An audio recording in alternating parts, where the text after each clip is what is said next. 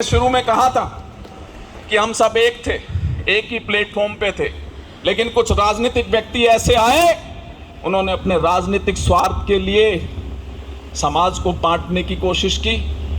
एक आध परिवार में ऐसा सदस्य आ जाता है, वो अपनी गलतियां महसूस करता है तो कुनबा फिर एक हो जाता है। कोशिश करने में लगे हैं, मतभेद हो सकते हैं, मनभेद नहीं होने चाहिए।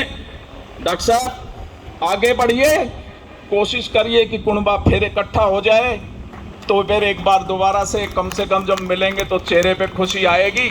ऐसा ना हो कि एक बार वो मुंह फेर के जाए।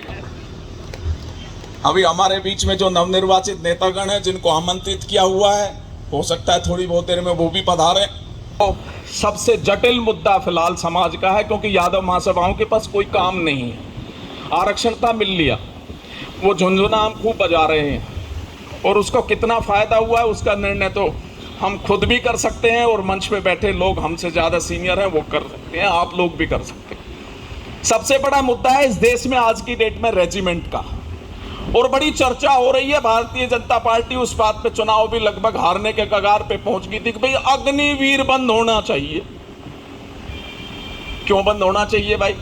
अग्निवीर से किसको नुकसान है? हमारे तो कुल मिला के 22% पॉपुलेशन अगर आंकी जाए तो एक रेजिमेंट में अगर 100 सैनिक भर्ती होते हैं, हीरों के बच्चे 22 भर्ती होते हैं। 22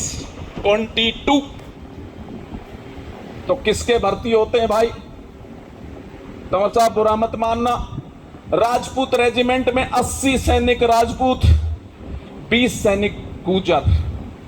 जाट रेजिमेंट 80 सैनिक जाट, 20 में अजगर, अहीर, जाट, गुर्जर और Rajput. Sikh regiment only for Sikh, Gorkha regiment only for Sikh, Assam rifles only for Assamese. Bihar regiment में बिहार के रहने वाले लोग प्लस में 10% ऑल इंडिया के।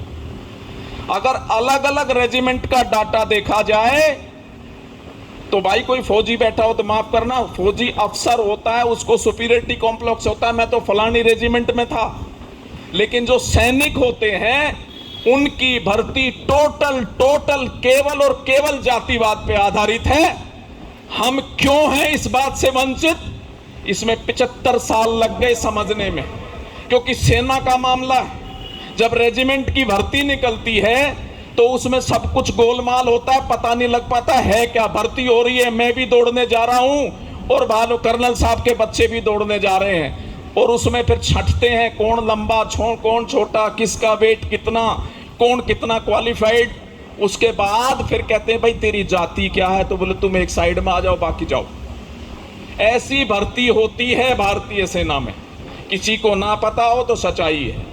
और भारत का राष्ट्रपति जो संविधान का सबसे बड़ा रक्षक है, उसकी जो भर्ती में जो बॉडीगार्ड होते हैं वो केवल 3 जातियों के भर्ती हो सकते हैं, या तो वो राजपूत समाज का हो, या वो जाट समाज का हो, या वो सिख हो।